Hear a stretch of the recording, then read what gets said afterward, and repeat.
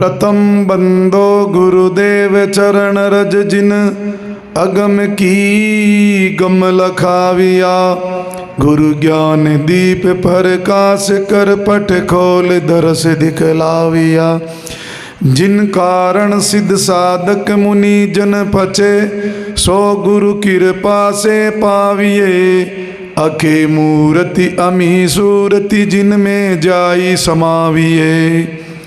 भक्ति मुक्ति के परम सौदागर भक्तों को जोधपुर से डॉक्टर जहांगीर का सादर प्रणाम, नमस्कार, राम राम, साई बंदगी सतनाम, सत साहिब, जय गुरु महाराज की।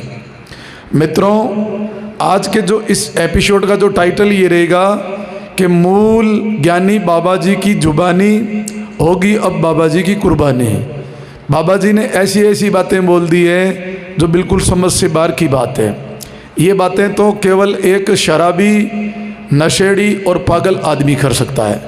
देखो मित्रों, पहले भी मैंने आपको बताया कि इस चैनल का केवल काम समझाना है। जब तक कोई बात हमारे समझ में नहीं आएगी तब तक बात नहीं बनेगी। सुनने से और सुनाने से कुछ नहीं होगा। बहुत लोग सुनने और सुनाने वाले बैठे हैं। तो मित्रों, अभी क्या हो रहा है कि हम और सुनने और सुनाने तक सीमित रह गए। किसी की बात सुनी तो इस बाड़े से निकल उस बाड़े में चले गए।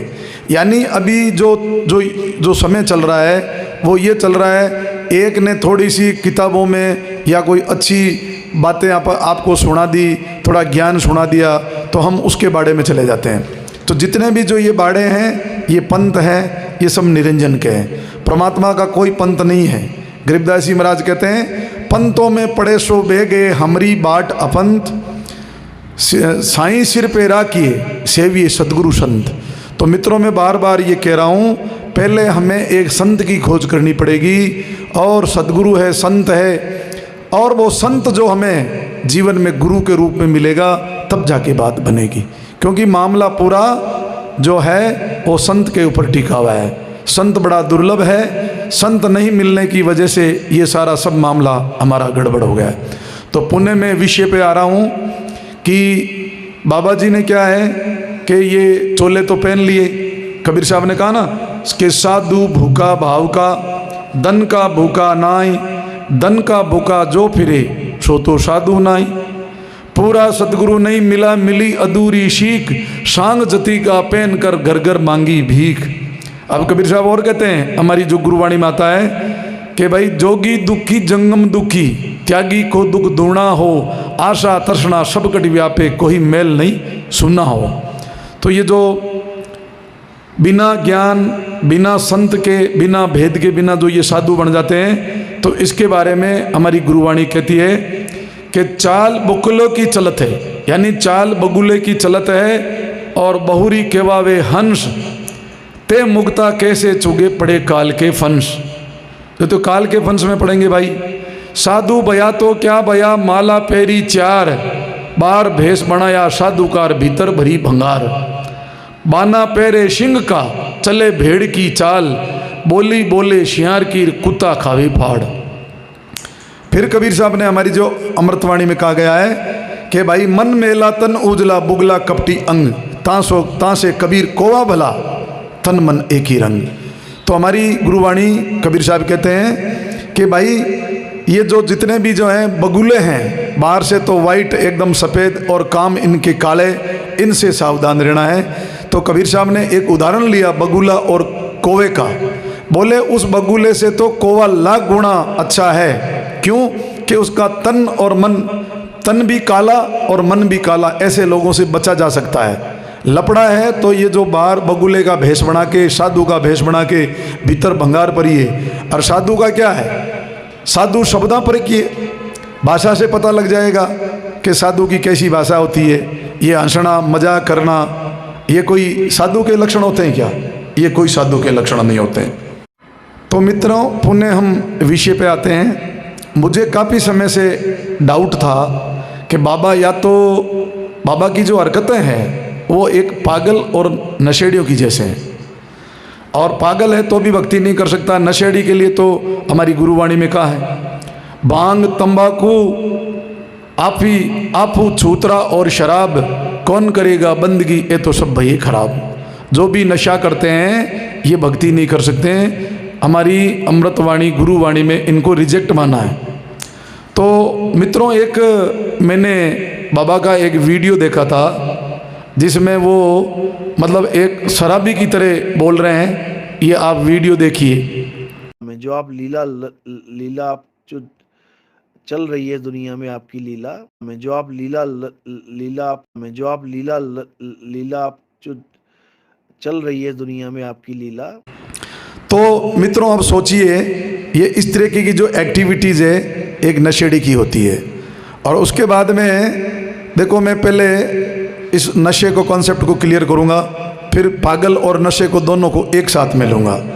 तो एक छोटी सी कोई ऑडियो आई है, तो मैं आपको सुनाना चाहूँगा कि बाबा किसी को उपदेश दे रहे हैं और ये कह रहे हैं कि मेरी शरण में कोई पियकड़ नहीं रहना चाहिए, अच्छे लोग रहने चाहिए।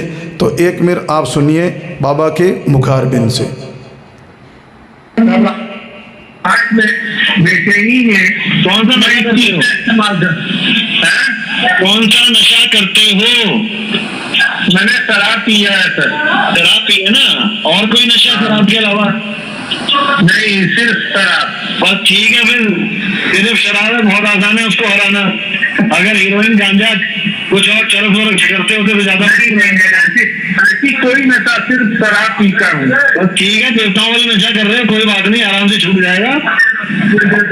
तो मुझे आप आदेश दीजिए कि मैं क्या करूँ? नशा करो, यही आदेश है। अब देखो कि कब तक नहीं करते हो। मरोगे नहीं, इतना मैं तुम्हें तसल्ली दे देता हूँ, लेकिन नशा मत करना। तो शायद मैं रात भर सो नहीं पाता हूँ। जो तुम्हें जिताएगा। हम आपके शरण में अब रहना चाहता हूँ। जब शरण में हो तो हमारी शरण में पियक्कर नहीं रहेंगे, हमारे शरण में अच्छे बंदे रहेंगे, बढ़िया बंदे रहेंगे। आप भी इनमें हो जाओगे, बिल्कुल छोड़ दो।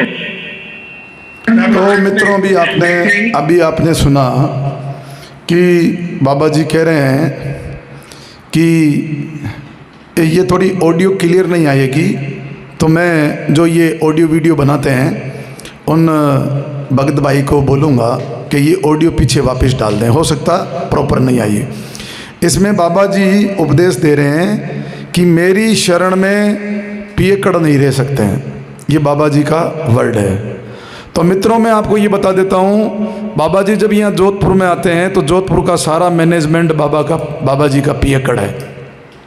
अभी आपको पता है एक रैली गई थी जोधपुर में, काफ़ी गाड़ियाँ गई थी बाबा को जयपुर पहुँचाने के लिए एयरपोर्ट। तो उसमें ऐसे भगत आके मेरे पास आए थे। उन्होंने कहा डॉक्टर साहब हमारा तो सब सत्यानाश हो गया। मैं क्यों, क्या हुआ? कि हमने इनको भगत माना, इनको ऐसे को साधु संत माना, बीच में रास्ते में हर ठेके पे रोकते हैं और ये लोग दारू पीते हैं। तो बाबा को काफ़ी भक्तों ने कहा है, मैंने भी कहा बाबा को, कोई बात नहीं, जब तक ज्ञान समझ में नहीं आता है, अज्ञानी आदमी है, अगर बिना ज्ञान का आदमी पी सकता है, लेकिन एक साधु के गुरु की शरण में आने के बाद में वो साधु रोक लगाता है। बाबा जी आपसे तो कई गुना रामपाल जी अच्छे हैं, कम से कम ऐसे लोगों को उपदेश तो नहीं देते हैं। बाबा जी आपकी जो जोधपुर की मैनेजमेंट टीम है पूरी पियकड़ है, मैं ये सिद्ध कर दूं। और आप कहते हो कि मेरी शरण में कोई पियकड़ नहीं रह सकता, तो ये सारे आपकी शरण में पियकड़ बैठे हैं बाबा। तो इससे बाबा डाउट होता है कि शायद आप भी साथ में पीते होंगे। अब मैं मित्रों कुछ ऐसे लक्षण बता देता हूँ जो एक आम आदमी मतलब तुच्छ बुद्धि से तुच्छ बुद्धि भी ये विचार कर सकता है कि भाई वास्तव में ये मामला क्या है। क्योंकि हमारी जो गुरुवाणी कहती है कि कथनी करनी में फर्क है, जहाँ कोरा पाखंड है धर्म नहीं है, वहाँ कोई किसी प्रकार का धर्म नहीं है, पाखंड है। तो पहला कुछ पॉइंट है, आप नोट करें। देखो मैंने एक अभी यूट्यूब पे एक ऑडियो सुना था जिसमें बाबा जी ये कह रहे हैं कि मैंने उसको फ़ोन किया, कितने फ़ोन किए, उसने फ़ोन मेरा उठाया नहीं, मैं चलो भाई चाय पीते हुए चलते हैं। फिर उस बंदे ने ये जवाब दिया कि भाई मैंने बाबा को पहले बोला कि एक दिन पहले आना। तो बाबा अपनी सफाई में एक दूसरे कोई ऑडियो वीडियो में कह रहा है कि भाई जब मैं एक बार फ़ोन काट देता हूँ तो कम से कम घंटे डेढ़ घंटे के लिए नहीं करना चाहिए। तो इससे ये सिद्ध होता है कि बाबा की कथनी अलग है, बाबा की करनी अलग है। बाबा लोगों को कुछ उपदेश दे रहा है, खुद बाबूजी बैंगन खाए औरों को परहेज बताए, ये वाली कहावत चरित्रार्थ होती है। तो मित्रों ये सिद्ध होता है कि बाबा औरों को उपदेश कुछ और देता है और बाबा जी खुद और कुछ करते हैं। जब बाबा जी को इतना ज्ञान है, लोगों को उपदेश दे रहे हैं कि जब मैं एक बार फ़ोन काट देता हूँ तो कम से कम 2 घंटा नहीं करने चाहिए, तो ये बाबा उपदेश अपने ऊपर क्यों अमल नहीं करते हैं? अगले ने भी फ़ोन काटा है और अगले ने बिल्कुल ऑडियो वीडियो बनाई है, बाबा का कोई जवाब नहीं। बाबा क्या करते हैं, जो पूछा जाता है ना उसका जवाब नहीं देते हैं, फालतू की दूसरी बकवादे करते हैं। तो आगे का पॉइंट और ले वो, जैसे बाबा ने मेरे परिवार के बारे में बोल दिया, बिल्कुल झूठा, कि इस डॉक्टर का परिवार, इसकी बहन ने नाम लिया। मित्रों मैंने ये क्लियर कर दिया मेरी बहन ही नहीं है। फिर उन्होंने कहा इसकी वाइफ ने, तो मैंने मित्रों ये कह दिया आज से 6-7 साल पहले मैंने बिल्कुल त्याग दिया। तो बाबा तो 6-7 साल पहले गुरु ही नहीं था। आज मेरी उन लोगों से बात ही नहीं होती है, वो तो रामपाल जी की उपदेशी हैं। तो बताओ मैं बाबा जी को कैसे उपदेश दिलवा सकता हूँ? तो यहाँ से सिद्ध होता है कि बाबा जी या तो नशे में बोलते हैं या फिर झूठ बोलते हैं, या फिर बाबा की कोई ऐसा दिमागी दौरा आता है कि बाबा कुछ भी बोल देते हैं। फिर देखो बाबा जी कह रहे हैं कि मैंने, परमात्मा ने मेरे को डायरेक्ट ज्ञान दिया, मैंने तो उस गुरु की शक्ल नहीं देखी और ना मैं ऐसे गुरु की सत्संग सुनी। तो मित्रों 10 साल इस बाबा ने वहाँ जग मराई क्या? आप सबको पता है कि शक्ल नहीं देखी। इतना झूठा आदमी, हे भगवान बताओ आप। और मेरे बारे में बोल रहा है कि जितेंद्र को ये 6-6 घंटा फ़ोन करते हैं। तो मैंने बाबा को, बाबा सिद्ध करके तो दिखाओ, जितेंद्र को बोलो जब मैंने उसको फ़ोन किया तो उसके कॉल लॉग में मेरा बिल्कुल रिसीव्ड कॉल है। पता कराओ आप, सच्चाई को सार्वजनिक करो ताकि पता चले।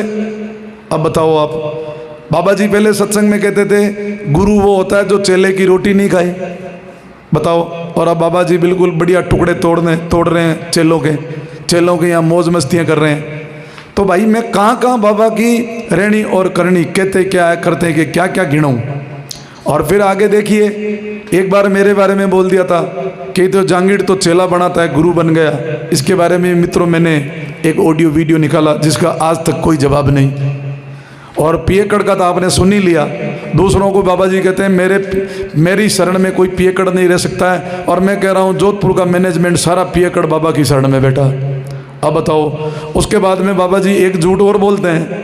बाबा जी कहते हैं कि ऐसे को तो ऐसा ही मिलता है, मतलब बोलते हैं इसको एक ऐसा गुरु मिला जो रामपाल जी का चेला है।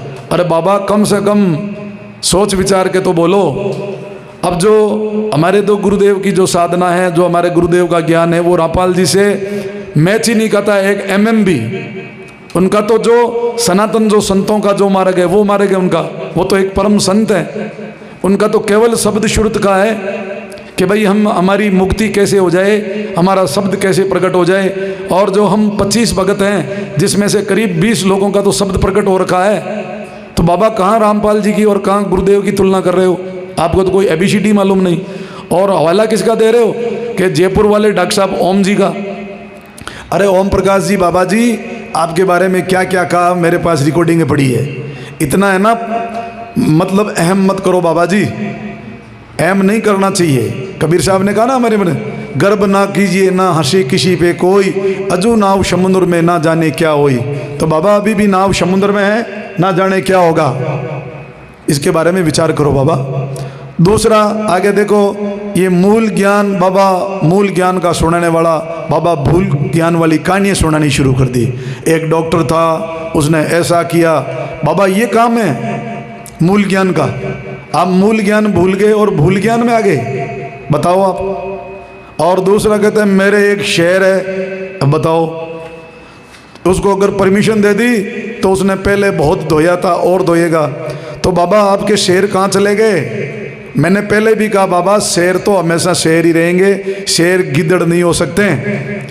और आपके अगर शेर सामने नहीं है तो बाबा आप तो गिद्दड़ पहले से घोषित हो चुके हो और हो जाओगे। दूसरा बाबा और बोलते हैं कि ये कोई डॉक्टर वॉक्टर नहीं है, इसके पास तो एक आयुर्वेद की डिग्री है। अब बाबा जब भारत सरकार एक पूरा आयुष विभाग है, गवर्नमेंट का जो मिनिस्ट्री ऑफ हेल्थ है, उसमें पूरा एक आयुष है। आयुष वालों ने, भारत सरकार ने जब आयुर्वेद वालों को डॉक्टर माना है, तो बाबा आप कौन हो? आपकी क्या प्रामाणिकता है बताइए। ऐसे बाबा बिना सोचे समझे बातें नहीं करनी चाहिए बाबा।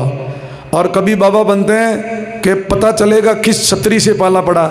बताओ अब बाबा क्षत्रिय भी बन गए। और मूल ज्ञान में फिर कहते हैं सब गट मेरे साईं हैं। आत्मा की कोई जाति नहीं होती, कोई रंग नहीं होता, रूप नहीं होता। और एक तरफ से कहते हैं किस क्षत्रिय से पाला पड़ा है। अब आप विचार कीजिए। तो ये बातें हैं, ये हंस हंस के बोलना, बना के बोलना, झूठ बोलना। तो मित्रों, इस पूरे एपिसोड से ये सिद्ध होता है या तो बाबा पागल है और या बाबा फिर नशेड़ी है। क्योंकि एक छोटा सा मैं आपको वीडियो क्लिप डाला था, उसको आपको सुनने से अंदाज़ा लगा सकते हो कि ये ऐसी हरकत, ऐसी भाषा एक नशेड़ी ही कर सकता है। मुझे डाउट पहले से था। अब इसका चेहरा देखो बाबा का। एक संत का चेहरे के ऊपर नूर होती है, ठीक है ना। बाबा का चेहरा दिख रहा है एकदम शराबी और कबाबी चीज़। दूसरा, बाबा कह रहे हैं मैं ब्रह्मचर्य का पालन करता हूँ, मैं संत हूँ। मित्रों, आज की तारीख में विज्ञान में कुछ नहीं छिपा है।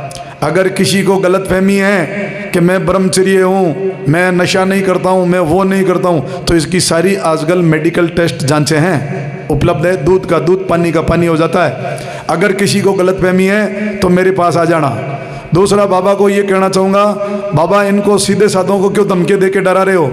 आपको चाय का इतना शौक है ना, कभी जोधपुर आओ तो मुझे फ़ोन करना। मैं आपको 7-8 प्रकार की चाय पिलाऊंगा। आपको गर्म चाय पिलाऊंगा, ठंडी पिलाऊंगा, खट्टी मीठी सारी चायें पिलाऊंगा।